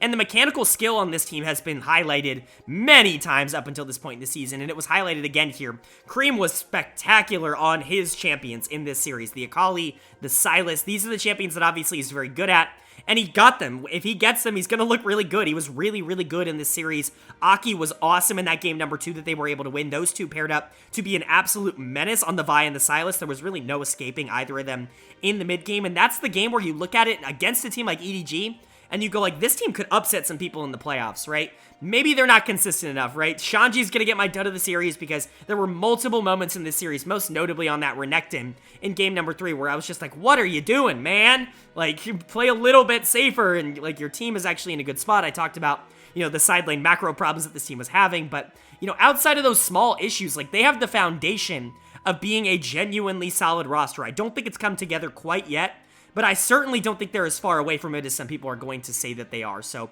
OMG in general, I actually feel pretty good about them coming out of this week. I know that's not going to be a popular like consensus opinion, but that's just generally how I'm feeling about OMG. They're a good team that I think is probably only going to continue to get better. Again, PP God has already done wonders to improve this team's macro this year so far. We know about the mechanical talent. Aki has taken a pretty big leap forward this year. If Shanji can get back to the form that he was in 2022, because I think generally speaking, it's been a down 2023, and if, Cream can continue to get some of his champions and maybe grow his pool, very similar to another channel darling of mine in Zeka, I really do think OMG can be a scary team. A lot of those things have to happen, but it's certainly not out of the realm of possibility. As for EDG, they are the best team in the league right now. Now, I'm not projecting that to stay. That's the reason they're number 2 in the power rankings, but that's the difference between power rankings and, current form. By current form, there is no team in the LPL that is on the same trajectory and the same level as Edward Gaming. Even a team like LNG that I think is pretty close. EDG has really separated themselves from everybody else in the LPL, and I, for one, just hope that they're able to keep it up, because this org and this team is so fun to watch right now. And now we get to move on to our weekend days. If you're a fan of the LPL, if you follow this channel, you know the LPL plays 3 games on the weekend each day. However, over the last 2 weeks of the season, it's only going to be 2 games per Sunday. So Saturday, still a 3-day super day, but Sunday only going to 2 games, just like the rest of the week. And so only 5 games left as we jump into the weekend here. I know these videos are kind of long. I think I've done a much better job at trying to keep my thoughts a little bit more concise in these. Let me know if you guys prefer that down in the comment section below, or if you'd rather me ramble a bit more. I think the conciseness has been a little bit better in recent videos. I've tried to tone it down. You guys have seemed to enjoy that a bit more. So I hope this isn't 2 hours. But let's go ahead and jump into day 6, shall we? We get to kick off day 6 with the fun matchup between Weibo Gaming and Ninjas in Pyjamas that Weibo is able to take 2-0, as they absolutely should. They now officially, with this win, qualify for playoffs, which is big for Weibo. Not that they was ever really in doubt. This team is always doing well. Even if they were inconsistent, most of the inconsistency with this team came against really good competition. They weren't struggling against teams like Ninjas in Pyjamas, and that is a great segue into how the series ended up playing out, which was just utter domination. Again, this is just Weibo being the better team. It's really good to see them in back-to-back series, genuinely just look like a good team. This team is so, I don't know, finicky, I guess is the word I'm looking for. They are so finicky when it comes to how they play the game, that it is so refreshing when this team decides to just be good. Obviously that's what's going to make the analyst and me the most confident in this team, but let's go ahead and talk about how they got there. There are a lot of choices for player of the series. I think that everybody here really held their part. Xiaohu was awesome. Light and Crisp are a really good bot lane, but it's the top side of the map that I think a lot of people are going to be walking away with major props for in this series, and I think rightfully so. I very much debated giving this to the Shy for that Malphite game in Game 2, but I just didn't think the Renekton game in Game 1 was enough to be able to give him the player of the series. But player of the series for me is going to go to the Weibo jungler in Karsa. And I know people are very mad because I'm very high on Karsa and I like him a lot as a player. I think he's really underrated in terms of community sentiment. People really turned on him over the course of last year, and while he didn't have the best year in 2022, I'm not going to try to argue that. I don't think he was nearly as bad as people gave him credit for. He wasn't a bottom 5 jungler in the league or anything like that. He just was kind of a little bit lower than maybe his usual standards. It's nice to see that he really has bounced back here in 2023, despite what Reddit will tell you. He's been having a really good year, a really consistent year, being able to generate early leads, making sure that his lanes are in check, and generally just making sure that Weibo is always ahead in the game. I think that's something that Karsa has always done at a ridiculously high level, is just generate gold leads, whether that's with his laners, enabling his mid, or enabling his bot, or on the flip side, that's him getting gold, that's him tormenting the enemy jungler, making sure that they get a massive jungle lead. He's always just been very good at setting the tempo in the early game, and I think that's definitely translated to the Weibo Gaming of 2023. Now, obviously, it's not perfect, but I think picks like Elise really show how aggressive he can be in the early game and how difficult it really can be to play into him. I think the Sejuani game was phenomenal in game number 2, but the Elise game is the one that really stands out to me as the big takeaway for Karsa. That one was really, really fun to watch. You're playing with a really interesting comp. very early game oriented, right? This comp is not going to scale into the late game at all, especially compared to Zeri, compared to Jarvan, compared to Cassante. You really have a lot of tools to be able to deal with them in the late game, so you need Karsa in particular to have a phenomenal early game, and lucky for them, he did. But he wasn't the only player on the team to play well. Like I said, I almost gave this to the Shy for that Malphite game in Game 2. It's just really impressive when he's able to kind of do his own thing. Yes, he gets solo killed a little bit too often for my taste, and shout out to Invincible for picking up a solo kill on the Shy, but you know, at the end of the day, he was much more of a positive than a negative in this series, and that's really what you'll take when it comes to the Shy at this point. I'm pretty out on the Shy as, like, the best top laner in the world. I feel like I've been out on that for, like, the last 2 years or so, maybe even 3. But what he has settled into is someone who I think, when he gives you just positive plays, I guess, when he just gives you positive plays, like, you're gonna take that you're gonna keep that as, like, a net positive when it comes to the Shy. And I think for the most part this year he's been positive. I don't necessarily think he's been great. I think he's been better than he was in 2022. Saw a lot of threads talking about how he was like elo held on Weibo last year. We must have just watched different Weibo games. I don't think that was the case. He had a lot of really shitty games. He had a really good 2-week stretch in summer where he was like the best player in the league, but for the other 8 weeks and playoffs, he was just not very good. And that's the Shy. Like, that's what I thought he had settled into, but this year I think it's been a lot more controlled from him. He's allowed players like Karsa, players like Light, to be able to kind of do their own thing in the early game without really detracting too much from what they want to do, and I think that really helps Weibo, and it makes them a lot more consistent. And so generally speaking, I think this team is going in the right direction, and I think that's really all you need to be doing at this point in the year. I'm not exactly sold that they're going to like make waves in the playoffs, but you know, as we know from how I've talked about this team on the channel all year long, if they won the split, like, that's in the realm of possibility for Weibo. They have that kind of talent, and they have that kind of upside. As for Ninjas and Pyjamas on the other side, they're just not very good. Again, the win earlier this week was definitely a little bit of a blip in the radar. They're not really a team that is going to be, like, competitive. Dud of the series is going to go to Shadow. Kind of funny, Shadow has either gotten Player of the Series or Dud of the Series in all 3 series that he's played in so far for NIP. That's a good thing, I think. He's impacting the games. Unfortunately, in this one, it was pretty majorly negative. Game number 1 in particular was miserable for Shadow. Got completely out-jungled by Karsa. That at least was a major issue. If you survive the early game, if you're NIP, you're actually in a really good spot to be able to take that. Like I said, your scaling's out of control. However, Shadow had such an abysmal early game for this NIP team that there was really no recovering from that. The Wukong game in Game 2 wasn't good either, but it's hard to play Wukong from a really disadvantageous situation, especially going into, like, Maokai and Tristana and, like, all these peel tools. There's really not an easy way to get on any of the backliners there, so, you know, I'll cut him a little bit some slack, but it's just not a good series from Shadow. This NIP team has really not gotten a good contribution out of their jungler all year, whether it's Zhao Lambao, whether it's Shadow. It really hasn't gone well no matter who it is. Invincible was not useful at all in this series. Dream went right back to being basically nothing in the mid lane. Photic and Jewel had some moments where they were able to gain some gold, but for the most part, they were kind of useless as well. I would say NIP just looked like a bottom team in this game, and that's okay. Sometimes you're going to look like a bottom team when you're a bottom team. I think you're already eliminated from playoffs. You're honestly just playing out the rest of the season. Like I said earlier, it's really about summer for a lot of these teams, and NIP definitely fits into that description. But for Weibo on the other side, they're going to be happy to pick up this win. They've locked playoffs now, which is a really, really good thing for this team that maybe takes a little bit of the pressure off. Obviously, seeding is super important when it comes to LPL playoffs, so you can't, like, turn off your brain at this point, but at the very least, this team, I think, has looked a lot better than they did at the beginning of the season, a lot more cohesive than they did at the beginning of the season, and this is this very well could be a team that is incredibly dangerous in the playoffs.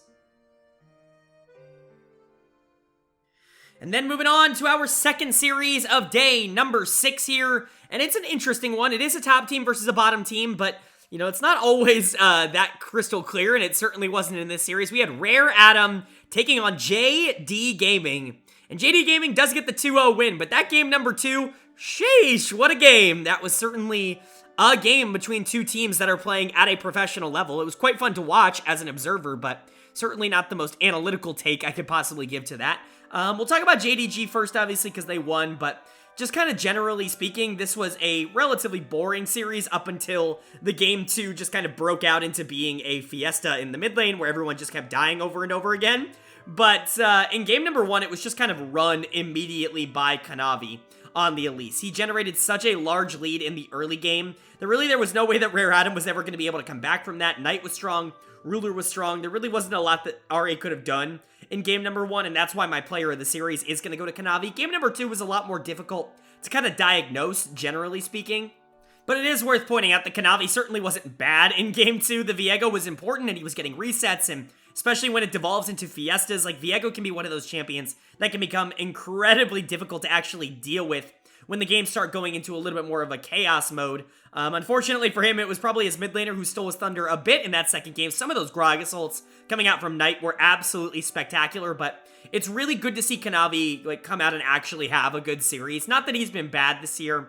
I don't want it to seem like I'm saying that he's been bad this year, but I don't think he's necessarily been as good as maybe he was last year, which has been a little bit concerning. I think Ruler has definitely been the standout member of JD Gaming so far, and Knight has had some truly sensational performances in the mid lane. Missing has looked really good. I think 369 has been really solid. Kanavi has some ups and downs. He's had some games to split where it's actually not been super good from him, but I would say for the most part, he's still a huge positive. And one thing that I will say about Kanavi, I have no worries that he is going to be fine moving into like a playoff environment. He always did play some of his best League of Legends in the playoffs. It's something that I've always talked about with Kanavi, and so good time of the year for him to kind of get his mojo back in here, and I think that definitely showed off in this series, especially that Elise game in Game 1. But like I said, Knight was the other member of the team that I think was really on it here for JDG. That Gragas game in Game number 2 was a lot of fun to watch. Of course, it was very close. Awesome, had a ton of gold. Strive was duking and jiving and moving around the place, and so Knight had his kind of, you know, his work cut out for him, is the phrase I'm looking for here. Knight had his work cut out for him on that Gragas, but he was able to punish a lot of the mistakes that RA was making. I think those two, when they are on, make this team genuinely unbeatable, because Ruler and Missing are good. Like, there is no second thoughts about that. Missing's engages in Game number 2 were super good, obviously. He ended up dying a lot for him. His score might not look nearly as good as his gameplay was, but Missing was really solid, and Ruler did a great job capitalizing on them. But when Kanavi and Knight are really stepping up and being, like, key pieces for this team, which, by the way, we know they absolutely can do. It's not like that is something that it's not like that's asking too much from Kanavi and Knight, who last year I had ranked as the top jungle and mid laner in the entire world going into the World Championships. It's certainly not, you know, too much to ask from them. If they can kind of be on their A game, if they can play up to their level, this team is generally, like, genuinely unbeatable, in my opinion. That's the reason they've stayed at number 1. Because yes, sometimes they play down to their opponents, like they did in the series, where it's like, you should be crushing Rare Atom. Game 2 should not have been close, but when it does work, like when you do play a very good team and you see Kanavi, and you see Knight, and you see Ruler, and you see Missing, and you see 369 all step up and be like top 10 players in the world, I just can't justify not having them as the best team in the LPL until they prove me otherwise. And then Rare Atom on the other side, again, not particularly pressed that they lost this series. They're probably going to be proud of the fact that they kept up with JDG for, you know, basically half a game in Game number 2. That's pretty good. I assume had some good moments. Strive was really good. Strive is really good. I've said it all year long. Strive is probably the most underrated player in the LPL right now to me. I feel like he's not getting a lot of notice, but again, he also fits my archetype of mid laners that I tend to go for. Zeka, Cream, Certus, noticing a little bit of a pattern. I think, you know, people who are really good at assassins and melee carries can be very successful in League of Legends, and they're players that definitely tickle my fancy when it comes to my analysis. As you can see, Strive definitely fits into that category. I think if he can continue to grow his champion pool out to, you know, maybe include some more control mages, which he already has done, but maybe just at a higher level, he's really genuinely going to be one of the best mid laners in the LPL one day. He's right up there with Cream as like that next generation. But outside of that, you know, it was really just Rare Atom kind of being there and JDG kind of controlling the pace of the game and allowing them to kind of play it with them. Southwind is going to get my dud of the series in the support role. He really hasn't been all that good this year, but I was really hoping for more from the Blitzcrank pick. That's really why he gets it, is because this Blitz pick can actually be a problem.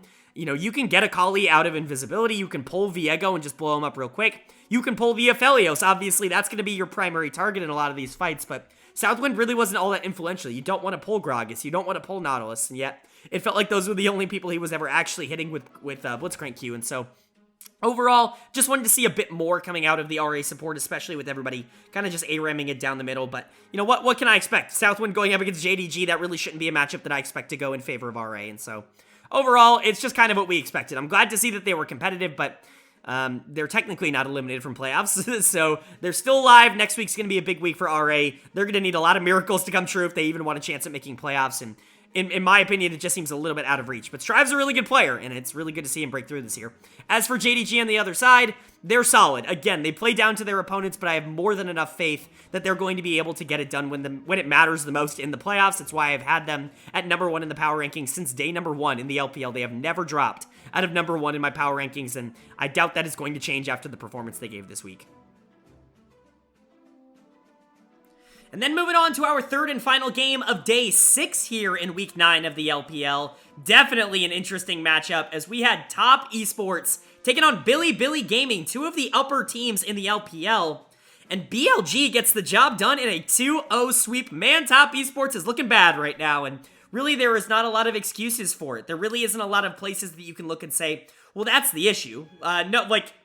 It's all the issue right now. No one is playing at a good level in the past few weeks, and I'll get to that in a bit. I also think there's a little bit of hypocrisy surrounding the debate and the conversation when it comes to certain players on Top Esports, so I'll talk about that when I get to them, but of course, we're going to talk about BLG first, and you know what?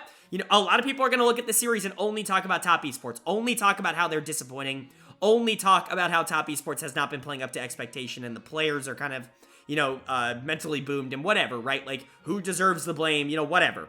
But let's talk about BLG freaking winning this series and looking really good while doing it. Elk and On are so good, dude. Elk is going to get player of the series again for me. I mean, MVP Elk? Like, is that out of the realm of possibility? He really has been that good this year. He has legit been one of the best players in the LPL, in my opinion. I can't think of many players that I would consider more valuable to their team's success over the course of 2023 than what Elk has been to BLG, and On deserves to be in that conversation as well. It's been the bot lane duo of BLG that has been such a transcendent pair, and that has really pushed this team forward, in my opinion, and honestly, I don't think they're getting that kind of credit, and I understand why, because BLG at the beginning of the year definitely had their detractors. Jun and Yagao were not working on the same page, but go look at their games over the past 3 or 4 weeks. They have been unbelievable. And remember, even when they were winning in the beginning of the year, it was often this bot lane that was stepping up and being the guys to pick that up. This is not a recent phenomenon for Elk. This has been a year of dominance, an entire split of dominance so far. And I think he deserves credit for that. His late game team fighting ability is second to none in the LPL right now. He's legit playing at an all-world level. And On does some great action alongside of him. Not only is On phenomenal in the 2v2 in lane, that was my biggest concern with him, by the way, going into the year. He'd always been kind of known as a more roam-oriented support. That's what he was on Weibo last year. Kind of playing with his jungle, trying to move around on the map, leaving his ADC to be a little bit more exposed. He played for the 2v2 this year, and it has absolutely worked out. That's not to say that he's not still making an impact on the map. He's still very much a roam-oriented jungler that is going to risk his life to place down a control ward like he always has, but like Rakan is such a perfect pick for something like that, and he's been able to pull out champions like this all year long. He's been great at the engages, he's been great at peel, he's just one of the best supports in the entire world, and he has been over the past year. I was saying it last year, I'm going to continue to say it this year. My opinion on really has not changed. If anything, it's gone up over the year. And then Elk obviously has been great, but let's give a big shout out to the solo laners here. Bin, Yagao, both looking really solid. Yagao on some more facilitated picks. Love him on the Galio for this team. I think it really unlocks basically everything that they want to do. It allows players like On and Jun and Bin to be significantly more aggressive in how they want to position in team fights because they have that security. And it gives him potential ways to peel for Elk, say he were to get Dovan in the backline, because Galio taunts a really good ability. And so, really like Yagao on the Galio. It just generally opens up a lot for this team. Bin was awesome on the Fiora in game number 1. That's really the standout game for Bin. And then Jun did a great job facilitating the rest of the team. BLG is honestly just in a really good spot right now. I think they are an incredibly solid team, an incredibly efficient team. And honestly, like, there is a real shot that they could be top 4, like right now.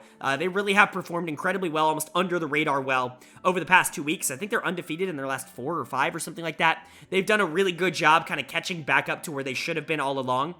Maybe all the jokes I was making about BLG as an organization were unfounded, especially with how this team has gone in the second half. As for Top Esports, yes, this is a disaster. I'm not going to try and defend that. What has happened on Top Esports is criminal. This team went from a top 2-3 team in the entire world to, like, do they even deserve to be in playoffs? Like, they have been in rancid form over the past few weeks, but let's keep some things in mind when talking about this team. First of all, in this series, they just got outplayed. Everybody's playing poorly. Rookie's gonna get my dud of the series just like he did last week.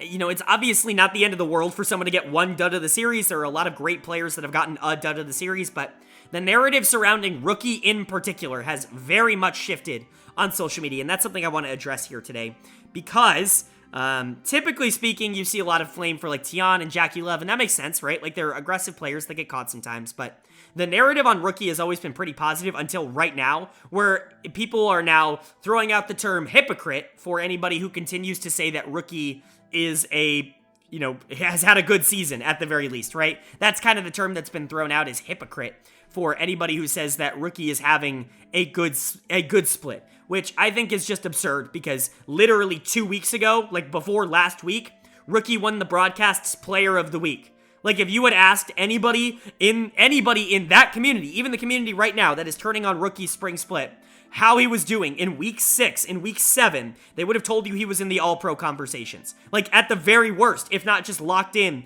for a top 3 All-Pro spot. I'm not going to try and deny the fact that the final 2 weeks or the last 2 weeks that he has played have been bad, and they've easily been the worst part of his split, but I'm not throwing out 7 weeks of film in order to believe 3 series. Like, I'm just not doing that. Yes, Rookie is in a slump right now, and yes, this is something that has happened before to Rookie-led teams. I brought this up earlier in the week. There are a lot of parallels you can draw to this top esports team with Victory 5 last year, but to blame this all on Rookie, to say it's his fault and that, oh, everybody's unfairly blaming Tian and Jackie Love, I just think is unfair. Like, it is not accurate analysis in my opinion. Jackie Love has not been very good over this stretch. He's not been taking over games in the way that he was. Mark has definitely taken a step back. It feels like the team's just not playing for bot lane in the same way. People are crazy defending Tian right now, and I don't really understand that. I think he's been fine. Like, in this series, it wasn't his fault. I would say he was the best player on Top Esports in this series in particular, but I don't think I can say that about almost any other series that Top Esports has played this year. And then Ching Tian, for the first 4 or 5 weeks of the season, was easily the best top laner in the LPL, and then, yes, he went on a slump, again, just like the rest of this TES team, but, pretending like these players have never played well together is just immature. That's the hypocrisy, right, if we're being entirely honest. And so, do I think TES is going to be able to get back on track? I don't know. Really, I would love to tell you yes, because they have the talent to be able to, but there are some major mental questions with this team on how to play the early and mid game that I'm just not sure they're going to be able to solve. Jackie Love is historically someone who has always stepped it up in the playoffs. Tian, you could kind of consider in that similar boat, but Jackie Love I definitely associate with that. Rookie, maybe not so much, and so it'll be interesting to see where this TES team goes, but the pace right now, they're the coldest team in the LPL, and that includes even bottom organizations. As for BLG, though, great win. You're looking good. You're on Fuego right now. Hopefully this team can keep it up because, again, it's full of players that I really like. Elk and Honor are going to be 2 of my biggest, channel darlings of the year so far because of how well they've played. I'm there to defend Yagao pretty much every opportunity that I can. I think Bilibili is a lot of fun to watch. I think they've been playing good League of Legends, and I think they're going to surprise some people when they start performing well in playoffs. And then we move into our 7th and final day of LPL action here in week number 9. And man, do we kick it off with a series, a little bit of an upset here, I guess you could say, as we saw FunPlus Phoenix take on Edward Gaming.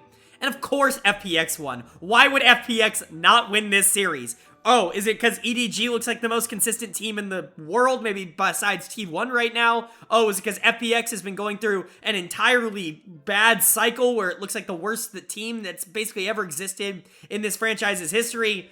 Oh, why don't they beat them? Why don't they? The scriptwriters are too good. They're too good, I tell you. But let me talk about FPX here because a lot of the shit that I said about FPX earlier in the week, I have to at least kind of mend the terms of when I talk about this. First of all, top lane change here. Fearness is out. Xiao Laohu's back in. I don't really think it makes that much of a difference. Like, Xiao Laohu was solid in this series, but the series was not about top lane really at all. The series was about bot lane, and the series was about mid lane. Those were the 2 lanes that I think drastically changed the outlook and the outcome of this series for FPX in a positive way. Both of those lanes looked really, really good in this game. My player of the series is going to go to Chocho in the support position. That freaking Blitzcrank in game number 3 was awesome. I mean, really punishing every single mistake EDG made. We saw a Blitzcrank earlier in the week, and it just wasn't nearly as explosive. Sometimes when you're only hitting tanks, you can't really make the same kind of impact that you would in a different kind of game, but Chocho kind of turned that all around in this one. He was nailing Leave over and over and over on that Aphelios, making life so difficult for him to play. And this is the problem. We'll get to it when it comes to Leave. This is something that I think is a little bit of a worrying sign for EDG fans. I don't think, I'm going to hit the panic button or anything like that. This is still probably the most consistent team in the league. It's crazy to say that, but Chocho knew the kind of matchup he was getting into. He knew that the AD carry he was facing was willing to step up, willing to play more aggressive, sometimes maybe over-aggressive, and he picked a champion that could really punish a lot of those mistakes, and he absolutely did. To me, no-brainer the best player in the series. He was really good in Game 1 as well on the Annie. That Annie pick can be a little bit up and down, but it was really, really good in Game 1. But talking about Game 1, Care. I've said it once, I'll say it 1,000 times. Care's the best player on this FPX team, and I think he showed that off in this series. Yes, LWX is good, and I know that people are going to want to hear me say that, and I'll get to him in a second, trust me, but Care was so freaking good in this series, especially on that Aurelion Sol in game number 1. That's something that Fofo really didn't seem to have any sort of experience playing against. He looked completely lost in how to play that matchup. Playing Victor into Asol can be a little bit frustrating because both of you want to scale, except the Asol just scales a little bit better, and so you do have to kind of push that tempo with the Maokai, which I don't get. Zeri, like, you're kind of waiting on a lot of stuff in order to kind of scale into this Asol Aphelios comp where even if you do get to that late game where you're supposed to be strong, like, they might just be stronger, and that's what ended up happening. Care did a really good job in the late game. He was obliterating people with the Star Dragon, and it was a lot of fun to watch, but he was still really good in game 3 on the Tristana as well. It wasn't a one-game performance from him. But I know a lot of people are going to want to hear me talk about LWX because I've been pretty critical of him over the course of the season so far, and this series was really good. That Xayah game in particular in game 3, great job capitalizing on everything that Chocho was creating. I thought he played aggressive. He played with a chip on his shoulder. This is the LWX I want to see. This reminds me of the LWX that I went out on a limb for in 2022, talking about how good I thought he was in spring, about how he might be the best AD carry in the LPL. It's just that nobody knows. This was the LWX that I was really all in on. I haven't seen this LWX this year. I know people on Reddit have said he's been there, but I thought I was crazy, like reading all these comments that LWX has been really good, so I went back and rewatched the tape. But even rewatching it, it's just not the same player. This is the player that I'm looking for. If we get this version of LWX every week, I will happily admit that I'm wrong. I will happily say that he is still one of the better AD carries in the entire world, and that he can compete if he just gets talent around him. Unfortunately, the consistency for him has just been non-existent. He will have a game like this, or a couple of games like this, a series like this, and then the next week he'll come back out and just be the worst AD carry again. And it's like, what is going on? If he can just distill a lot of what he is doing right now, if he can lock himself in like he did in this series, I think FPX could actually genuinely be a scary team moving into summer. But, that's a lot of ifs. Xiaolahu and Hacker were good too, but Care, LWX, and my player of the series, Chocho, they were the standouts. EDG, the hell is going on, man? Like, how do you explain this? I know it's the LPL, and that's just what happens in the LPL,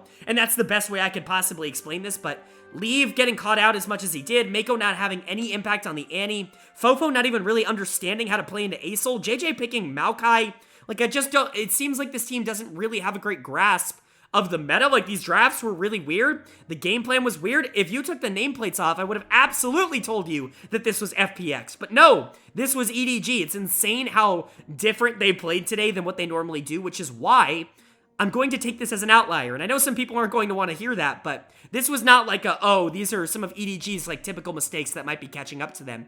This was more of this didn't feel like EDG kind of series. Their macro was shit. They didn't really have any sort of control in the mid game. I just didn't like what I saw, and that's why I think I'm going to throw it out a bit. Obviously, it's still important to note, I think the more repeatable part of this series was Leave getting caught, especially with the Blitzcrank around.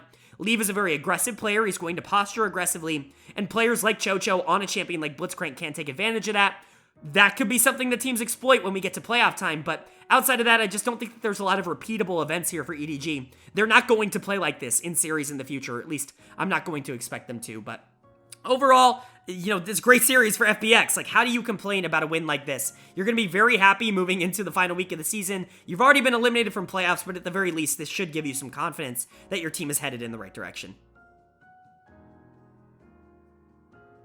And that's going to bring us to our final series of the week here in the LPL. These videos are always crazy long, so I really do appreciate you guys sticking around if you made it this far. It really does mean a lot to me. But let's go ahead and go over it. It was a really interesting matchup between LNG Esports and Invictus Gaming to close out the week. And LNG does get the job done. It takes them 3, but both of their wins were incredibly dominant and incredibly strong. Really, really good stuff coming out from LNG. There's really not a lot to complain about when it comes to this team. Yes, Game 2 wasn't exactly what you wanted to see, but I think generally speaking, this team has proven enough over the course of the season for me to kind of give them a pass when it comes to one random game against a good team in the regular season. There is a roster change that I do want to talk about. I believe You Should Know Me was sick. I'm not entirely sure. I know it wasn't like a permanent roster change, but I believe he was ill for the series, so Nenny comes in to play top lane. Nenny's serviceable. He's an LPL caliber top, maybe a very low tier LPL caliber top, but he's serviceable. He's certainly not going to throw away the series, and he didn't in this one, but this really was a pretty big mid-gap when it came to LNG, and that was probably the most noticeable difference between the two teams. Scout's going to get another player of the series. He just collects these, like, freaking Pokemon cards at this point.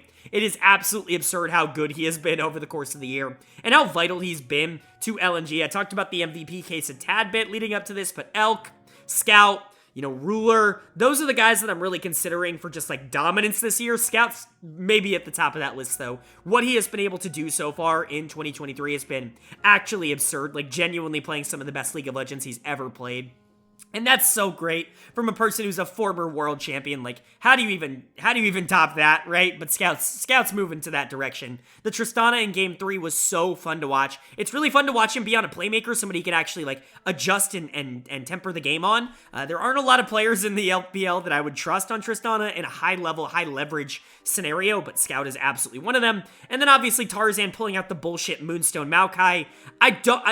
There are videos out there that explain what it does. I'm not going to do it in this video. I'm going to be quite honest with you. I don't know. I don't want to know. I don't want Moonstone Maokai to exist in my video game. I hope they patch that out literally instantly because it is, and I don't use this term lightly, garbage. It is garbage and it should not exist, and I'm mad that it does. But yeah, Tarzan won Game 3 on Moonstone Maokai, so big ups to that. Really glad that's great. The other player that you got to give a big shout out to, LP. I know we've been a little bit hesitant on LP, and he certainly did make some mistakes, especially in that Game 2 on Aphelios. There were some moments where he looked okay on Aphelios, but for the most part, a lot of missed ultimates coming out from LP in that game, but outside of that, like the Lucian Nami stuff that came out from them was incredibly impressive, even more so considering the fact that I think Lucian Nami is not very good right now as a bot lane. I think you do have to be the better players in order to make that look good, so LP and Hang really stepping up and really showing that like they're not the weak links of the team, that they can compete at the same level that the rest of the team can. Overall, just really happy and really proud of what this LNG team has been able to accomplish. Scout and Tarzan are just so cracked together, and LP and Hang seem to get better week after week. Zika's kind of a rock on the top side.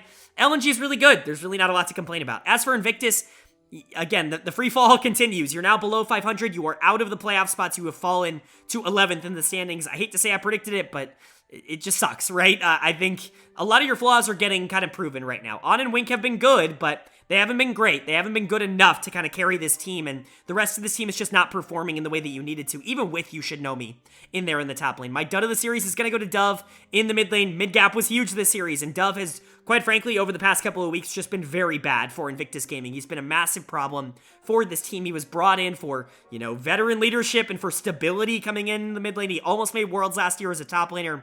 He has offered basically the exact opposite. It doesn't feel like he has meshed at all with anybody on this team. Obviously, we know that there are communication problems in Invictus. That is very well documented, but Dove's not meshed well with the team. He's not really playing at a high mechanical level. His champion pool isn't like super good, and so I don't really know what he's offering here. It just feels like a negative overall to have him on the team. He is absolutely a replacement candidate going into summer, in my opinion, and this might have been his single worst week of the season. And that's saying something, considering how he's played up to this point. I think Gideon has also taken some major steps back. Again, we've heard about the communication issues that he's been having with the rest of the team as well.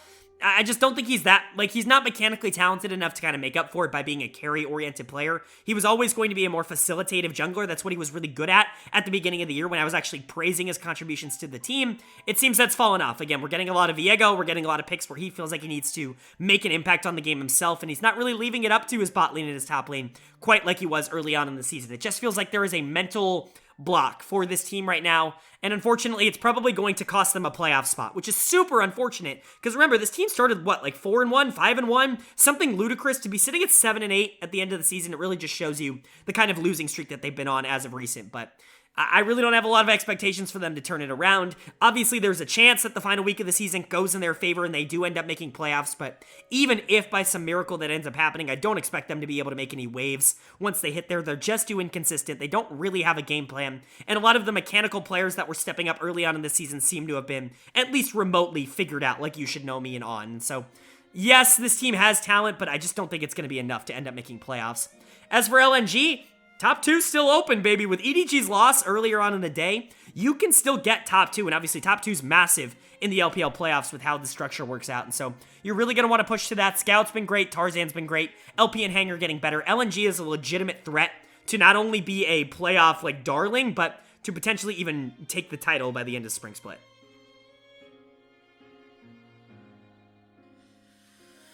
Alright, that is going to do it for my LPL Week 9 overview and analysis of all 7 days, all 15 series, really do hope you guys enjoyed. If you did, let me know down in the comments section below. But up on your screen right now, you guys are going to see the updated LPL standings after 9 weeks of games. In the first column to the right, you're going to see my updated power rankings. In the second column, how those have changed from last week to this week. Of course, you'll also see some teams highlighted in colors. That kind of shows where they've been locked in the playoffs at the end of the week. EDG and JDG locked top 4. LNG locked top 6. Weibo and BLG locked playoffs. So those are your playoff locks. Of course, anybody highlighted in red has officially been eliminated. Why is Rare Atom not officially eliminated? Because they do technically hold a tiebreaker scenario where they could still get 10th.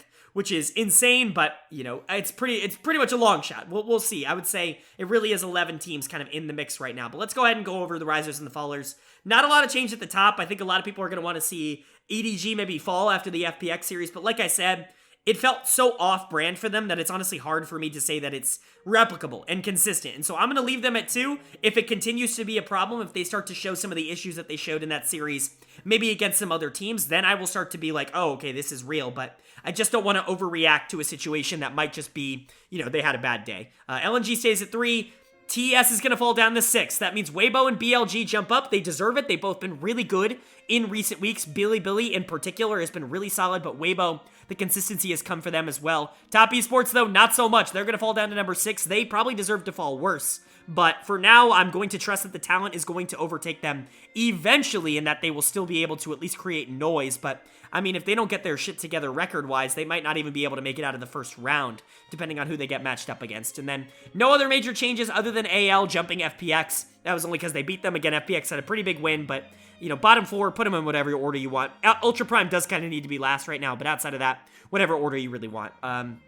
But let's go ahead and move on to Player of the Week and Dud of the Week. My Player of the Week here in Week 9. No surprise, this was a super easy choice for me. It's going to go to Elk on BLG. He was just so ridiculously good this week. He's legit an MVP, like a MVP in my eyes. Maybe not number 1, but he's like top 3 at the very worst, and I think he proved that again this week. He's been so good for Bilibili. Him and On have great chemistry together. They are going to make that team a threat, whether they want to be or not, and he was phenomenal in Week 9. So Elk is going to get my Player of the Week in Week number 9.